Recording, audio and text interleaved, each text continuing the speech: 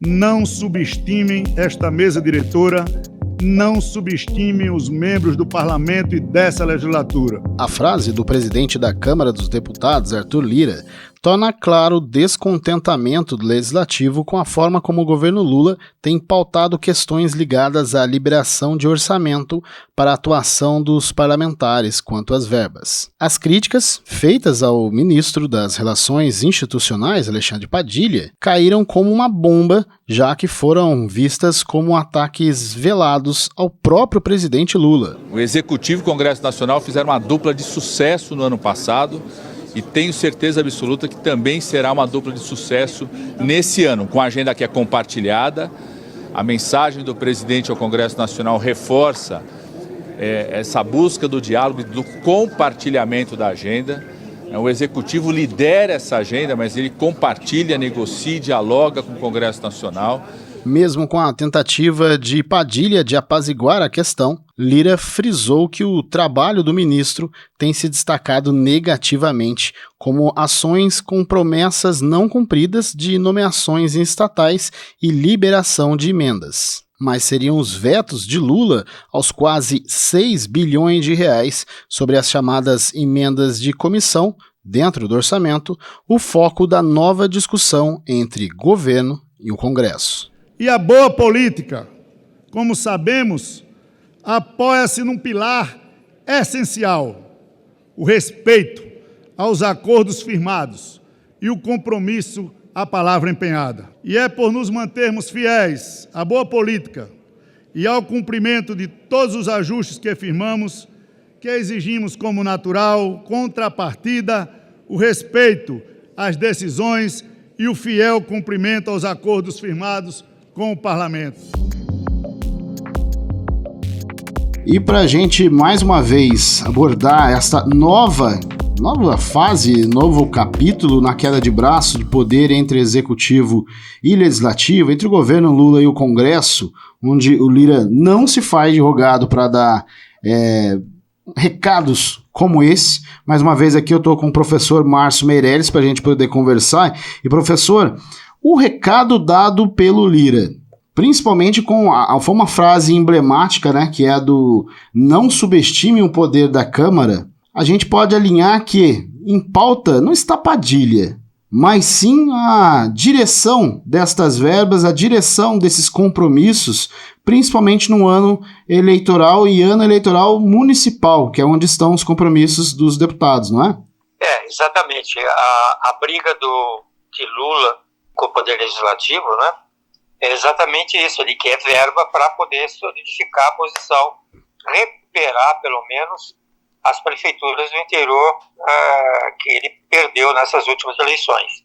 E o Lira, tanto o Lira como o Pacheco, estão em campanha para a reeleição dos seus cargos, né, ou seja, pela indicação dos seus indicados, né, para a substituição do presidente da Câmara e do Executivo. Mas o que eu queria falar um pouco a respeito disso, Francisco, tem uma causa que é muito interessante. A semana passada, isso é uma ideia para que as pessoas comecem a pensar um pouco o que nós estamos vivendo no Brasil.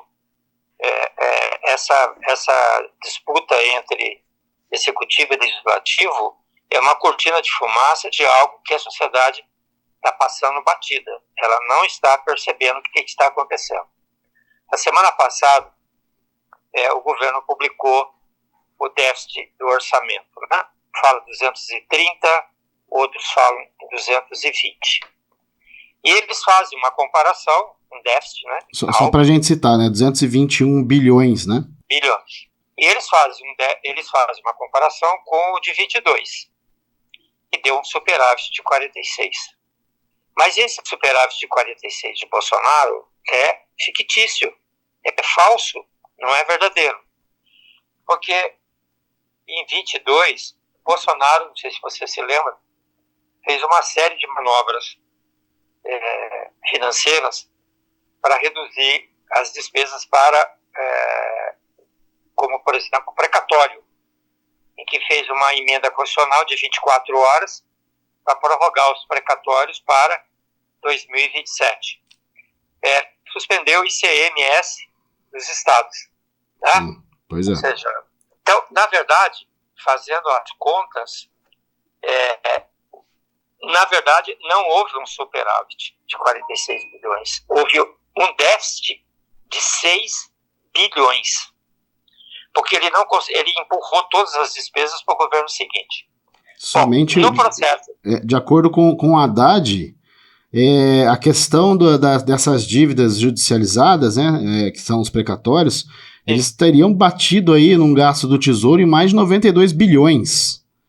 Então, exatamente. É uma forma de maquiar, realmente, né? Porque na verdade, o Bolsonaro nada mais fez do que transferiu para o Lula. O Lula herdou essa questão, como a gente vê em desde a esfera municipal, né? Do menor município, até aí esse exemplo do governo federal. Exatamente. A desoneração do ICMS foi de 21 bilhões. O 92 foi de dívidas judiciárias. E o precatório, 22 bilhões. Olha isso. Mais 6 bilhões que ele manteve, que é exatamente para a manutenção do fundo de permanência dos alunos do ensino médio, né? Sim. E na transição, não sei se você se lembra, o Bolsa Família não tinha previsão para 24, para 23. Lembra disso? Pois é. A sociedade já esqueceu disso, que o Bolsa Família ia até 22. Então, 23, o Lula acrescentou na transição mais 150 bilhões. O auxílio emergencial também, né? Exatamente. Então, fazendo as contas contábeis corretamente, na verdade, o déficit do governo foi 110 bilhões, a metade do que foi publicado. Agora, o que está atrás desses 110 que a sociedade não está percebendo? Que o próprio governo não tem interesse em justificar que, na verdade, a situação fiscal de 23 foi ótima, porque nós crescemos 3%, aumentaram os impostos e caiu a inflação. Pois é. Né? Ou seja, houve o crescimento do país, houve o aumento de arrecadação. Então, o governo está, de uma certa forma, não está preocupado em esclarecer à sociedade a verdade do orçamento. Porque com 220 ou 230 bilhões de déficit, é uma pressão que ele faz para aumentar os impostos, que é justamente para refazer a base política que o PT perdeu nesses últimos anos, principalmente nas eleições agora municipais de 24. É para garantir esse discurso, né, professor? E aí, essa questão, essa realidade financeira hoje, né, que ela é de uma recuperação, mas o governo fala em recuperação, né, Fernando Haddad principalmente baseia essa questão da recuperação para tentar buscar um 2023 não tão, vamos dizer assim, não tão negativo quanto outros números mostram. Mas aí essa ideia de governo, como o senhor colocou, né, mostrar uma tarde mais nublada do que é real para se garantir esse discurso, principalmente ao impor algumas novas taxas ou alterações na existência junto à população, e também na troca de figurinhas junto ao Congresso, né? O Bolsonaro, se bem que bem diferente aí do que ele alardeava para a sua torcida, o Bolsonaro fez esse jogo junto ao Congresso, junto ao Centrão, e muita coisa foi liberada, muito compromisso foi feito com os deputados, não só do Centrão, mas aqueles que souberam aí, beber nessa bica, né? Agora, professor, para este ano, aliás, para este governo, melhor dizendo, o que o Lira tem apontado, e aí me parece que essa crítica em cima do Padilha, ela é uma crítica velada, porque na verdade é uma forma dele atacar não diretamente o governo Lula por esses compromissos. Eles focam exatamente essa questão dos investimentos, porque, por exemplo, isso parece que o senhor vai falar se eu estou errado, mas parece aqui que o estopim foi o veto do Lula dos 6 bilhões, né, naquilo que está sendo chamado aí das emendas de comissão, dentro desse orçamento, esse veto dos 6 bilhões, porque é daí que vem o poder de um Lira junto aos deputados, só que o poder de Lira, na queda de braço com o Lula, é de amarrar o governo. O senhor acha que, em meio a essa condição financeira, de uma necessidade, é claro, como o senhor citou, né, 2023 não foi tão negativo como se pontuou, mas ainda há uma necessidade gigante de recuperação.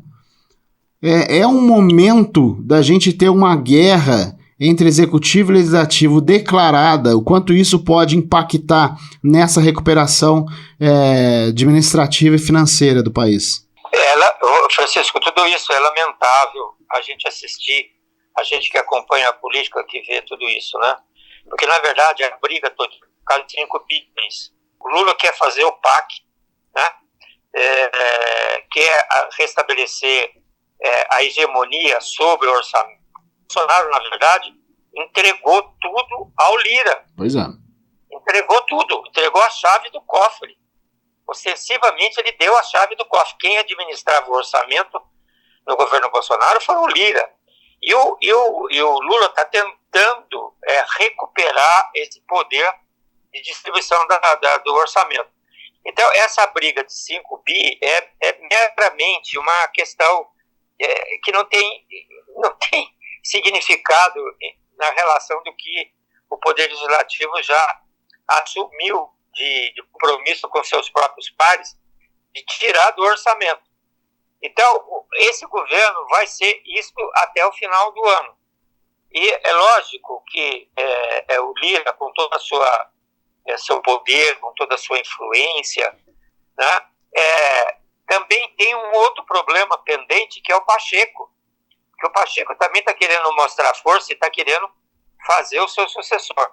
Então, nós assistimos um governo de briga de poderes e o país vai ficar à deriva. Ou seja, fica o Haddad pregando no deserto, né, como um mensageiro do desastre, né, tentando cercar, como se diz na gíria, né, cercar frango no galinheiro, para tentar arrumar recursos, e o Poder Legislativo numa boa. Ou seja, não está, me parece, governando um país. Eles estão governando os seus feudos, as suas regiões, as suas influências. O orçamento da União pertence a todos e todas, e não apenas ao Executivo, porque se assim fosse, a Constituição não determinaria a necessária participação do Poder Legislativo em sua confecção e final aprovação.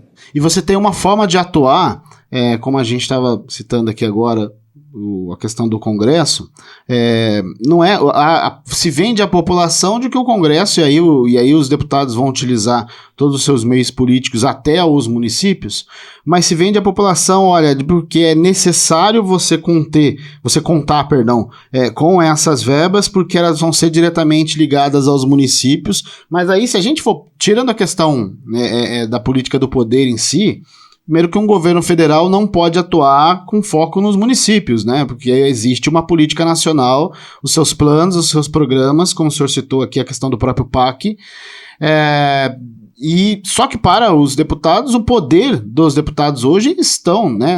A maior parte deles estão exatamente nessa ligação dos municípios e principalmente dos pequenos municípios, porque lá estão todos os seus acordos, né? Todos os seus apadrinhados, cada um com a canequinha, com o pires na mão, esperando essa verba que vem por parte de verbas impositivas, verbas parlamentares. Exatamente. Agora, o que é lamentável, né? Não, o que é lamentável é que a gente está vendo uma disputa de poder, e o país, me parece, um detalhe, um pequeno detalhe, né? Ou seja, as situações graves que nós temos para resolver, as oportunidades que nós estamos perdendo e vamos perder, né? Em função dessa nova dinâmica do mundo, a questão do meio ambiente, a questão, enfim, onde o Brasil tem exemplo, é um país que pode dar exemplo para o mundo. O mundo está se tropicalizando, o mundo está se aquecendo, nós temos o domínio da agricultura tropical, Ou seja, nós temos uma possibilidade muito grande de crescermos, de nos desenvolvermos, mas me parece que os nossos políticos estão preocupados com os municípios, com municípios de 10 mil, 15 mil, 20 mil, onde eles têm poder político, e o país como um todo, né? Então, é lamentável a gente assistir tudo isto quando a gente não vê nenhuma ação positiva de melhora. Pois Veja, nós estamos com uma reforma trabalhista que deu resultados e foi parado. Nós temos uma reforma da educação parada. Nós temos uma reforma da Previdência que precisa ser feita novamente. Nós temos uma reforma da tributária que vai demorar 10 anos para ser concluída. Gente, o país não pode esperar isso. E aí, todas essas. E aí, professor, todas essas reformas, elas vão pautar exatamente essa pressão hoje do Lira, do Congresso, em cima do atual governo. Vejam que não faltamos ao governo e esperamos da mesma forma reconhecimento, respeito e compromisso com a palavra dada. Professor, foi assim, com relação a essa pressão e a forma como o Congresso atuava dentro do governo? Foi assim, por exemplo, só para a gente pegar os governos mais recentes, com Dilma, com Temer, principalmente com Bolsonaro. Na atual situação, e esse ataque do Lira em cima do ministro das Relações Institucionais, Alexandre Padilha, além da questão diretamente das verbas desses 6 bilhões, quase 6 bilhões, né, são 5 e alguma coisa, o que parece, primeiro, Lira, ele quer uma nova troca de ministro e que o novo nome seja de sua proximidade, porque aí garante, como o senhor destacou aqui, o poder do Congresso sobre o Executivo, né? Seria um poder diretamente falando sobre essas liberações, essa questão das verbas, você dá nas mãos do Lira, que parece cada vez mais, e tem com ele um número muito grande de deputados, que parece cada vez mais forte nessa discussão, nesse debate político, né? Se, por exemplo, Lula troca o Padilha, tira o Padilha e tenta uma história aí, uma troca para inglês ver, mas coloca um outro nome que está muito mais alinhado aos interesses do próprio Lula. Seria mais um ministro a apanhar também, né? Seria mais um ministro a ser alvo dos ataques, enquanto as relações institucionais, né, esse ministério, não ser direcionado a Lira. Como o Lula pode fazer, professor, na sua visão, para se ver menos refém desses planos do Lira? Então, o que a gente tem discutido nesses últimos programas, né? O Lula é refém do poder legislativo. Ele é refém, o governo é refém. Ele está tentando sair, ele está tentando readquirir o poder sobre o orçamento. E o problema, na verdade, que isso que é mais lamentável, que o problema é uma disputa do Lira pelo poder, porque o próprio Lula está forçando um opositor ao candidato do Lira para a sua sucessão, né, que é o presidente do Republicanos, né, que é o Pereira, né? Sim. Então, o Lula está fustigando, mas, na verdade, ele pouco pode fazer. O Arthur Lira é nosso adversário político desde que o PT foi fundado. Ele é nosso adversário e vai continuar sendo adversário. Nós temos um momento de campanha em que nós vamos nos xingar, nós vamos falar mal do outro, mas quando termina a eleição, que cada um assume o seu posto, ele não está aqui como Arthur Lira, ele está aqui como presidente de uma instituição que o Poder Executivo